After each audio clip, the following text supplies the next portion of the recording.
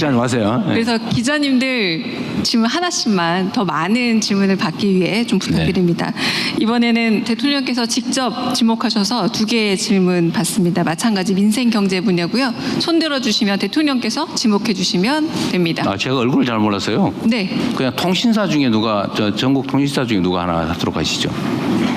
네. 통신사 중에 계속 이런 순서가 있어서요. 아, 있어요? 네. 근데 제가 또 하면 누구를 고르면 누구한테 배제된 사람들이 다 싫어할 것 같아서.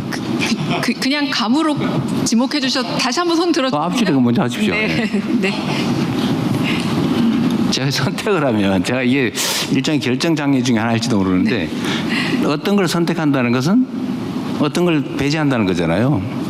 제가 그래서 사실 여의도에 있을 때도 제 편을 안 만들었습니다. 왜냐하면 제 편을 만드는 순간에 편이 아는 사람은 다 남이 되더라고요. 그래서 너무 등거리 정치를 하다 보니까 가까운 사람이 없는 거 아니냐, 외톨이 아니냐 이런 얘기가 들었는데 하여튼 그건 제 성격 때문이니까 이해하십시오. 질문 기회 주셔서 감사합니다. 저는 매일경제신문 오수연 기자입니다. 네. 저는 국가부채에 관한 질문을 좀 드리고자 네. 하는데요. 국가부채가 굉장히 빠르게 사실 늘고 있는 게 사실이고 네. 이에 대한 우려가 적지가 않습니다.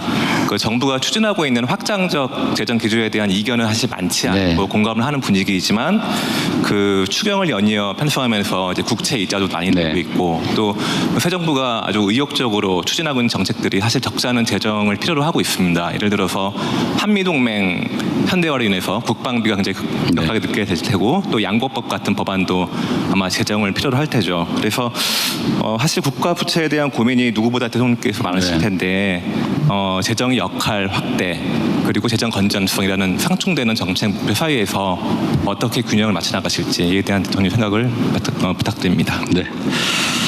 우리 국민들께서 많이 걱정하는 부분 중에 하나죠. 그리고 이제 드디어 1,000조가 넘었다 뭐 이렇게. 근데 지금 뭐 1,000조는 옛날에 이미 넘어버렸기 때문에 또 어떤 기준으로 큰일 났다, 얼마 넘었다 이렇게 할지 모르겠어요. 사실 국채 규모의 절대액은 별로 중요하지 않아요. 그 경제 규모에 따라 다르거든요. 전 재산이 100억인 사람이 빚을 3천만 원 졌다. 사실 뭐 충분히 갚을 수 있다면, 그리고 그 돈으로 투자해서 3천만 원 이상의 돈을 벌 수 있다면 그거 안 할 이유가 없는 거죠. 근데 재산이 100만 원밖에 없는 사람이 3천만 원 빚을 졌다. 빚이 2천만 원이었는데 신용 불량이었는데 1,000만 원 더 빚졌다. 이 큰일이죠. 그래서 이 절대액으로 얘기할 건 아니다. 우리가 대개 지금 한 2,700조 원 가까이 GDP가 되는데 부채가 이번에 저희가 이제 약 100조 원 가까이 국채 발행을 하게 되면 부채 비율이 대개 한 50% 약간 넘는 뭐 그 정도가 될 겁니다. 근데 다른 나라들의 경우를 보면 대개 100%가 넘고 있어요 이미. OECD 국가들 보면. 그럼 우리나라 기준으로 하면 2,500조 원을 훨씬 한 3,000조 원쯤 된다는 얘기죠. 대개 한 110%쯤 되니까요.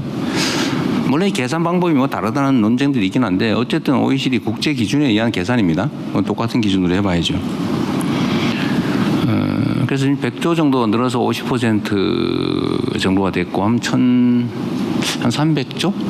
뭐 이 정도 정확한 수치 모르겠어요. 왔다 갔다 할 텐데 100조 원 정도를 지금 투자해서 이것도 써 없애는 게 아니고 주로는 이제 생산적 분야에 투자할 거라서 기술 투자, 연구개발 뭐 그런 거 아닙니까? 그렇게 해서 저는 이게 시한 역할을 해가지고 그보다 몇 배의 국민소득 총생산 증가를 가져올 거라고 봐요. 그리고 충분히 돈을 벌어서 갚을 수도 있고 또 경제 규모가 연간 보통 뭐 한 지금 한 50조씩 매년 증가를 하니까 명목 상승률까지 하면 실질 성장률 더하기 명목 성장률 더하면 대개 한 50조 뭐 많으면 60조 이렇게 늘어나는데 뭐 한 3, 4년 늘어나면 몇백 조가 또 늘어나기 때문에 요 부채를 계산하는 비율을 계산하는 모수가 또 늘어나서 비율은 오히려 떨어집니다. 잘하면 떨어질 수 있죠. 더 근본적인 거는 지금 저번 정부가 2, 3년 동안 했던 것처럼 세금 깎아주고 재정 없으니까 안 쓰고 이러면 잠재 성장률 이하로 성장이 돼서 올 전반기처럼 마이너스 0.2% 1분기가 그렇다는 거예요. 경제가 죽어요. 그러니까 아끼는 건 좋은데 배고파가지고 막 일을 못할 정도면 그 외상으로 옆집에 식당에 밥 먹고 일을 해야지. 이 절대 빚지면 안 돼. 칡뿌리 캐먹고 막 맹물 마시면서 일 못하고 그럼 죽어요. 이 경제를 이렇게 운영하면 안 된다는 거죠. 지금은 부채를 만들었을 때 지금 100조를 만들었으면 이 돈으로 그 이상을 만들어내서 얼마든지 갚을 수 있기 때문에 지금은 그렇게 해야 될 때다라고 생각합니다. 저는 오히려 재정 관료들 입장에서는 자꾸 걱정을 하길래 우리 일부의 비난이나 이런 데 너무 연연하지 말자. 이거 결과가만 해준다라고 제가 설득을 했습니다. 제가 현재 지지율에 너무 연연하지 말자. 우리는 퇴임하는 마지막 그 순간의 국민의 평가, 즉 마지막의 지지율, 이게 제일 중요하다. 제가 끊임없이 계속 그렇게 얘기하거든요.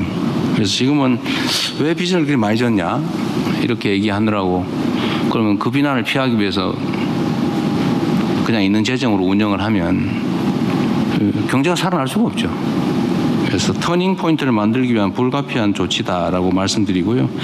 이 100조 때문에 비율이 뭐 대폭 늘어난 것도 아니고 그 결과물 때문에 오히려 더 나은 결과를 만들 거다라고 얘기할 수 있습니다. 그리고 재정 집행이나 경제 운영은 투명해야죠. 지금까지 전 정부가 장부에 없는 빚을 진 게 한 90조 돼요. 아니, 돈이 없으면 장부에다 쓰고 써야 될 거 아닙니까? 장부에 안 쓰고 실제로 빚을 낸 게 90조쯤 된다고요.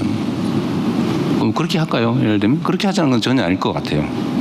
그러는 바람에 뭐 여기저기 기금 먹거를 다 박박 긁어 쓰는 바람에 기금도 제 역할을 못하고 위험해지고, 장부상 국가 부채 비율은 뭐 안 늘어난 척했지만 실제로는 아주 악성 부채가 늘어난 거죠. 이렇게 경제 운영을 하면 안 된다. 그래서 다 터놓고 하자, 그냥 있는 대로. 그래서 100조씩이나 하는 얘기를 들을 거 감수하고 저희는 지금은 밭에 씨를 뿌려야 되는데 뿌릴 씨앗이 없으면 씨앗 값을 빌려서라도 씨를 뿌려야 된다. 그리고 가을에 훨씬 더 많은 수확을 거둬서 가뿐하게 갚으면 더 낫지 않을까 생각합니다. 네. 네. 그러면 말씀 마치신 거죠?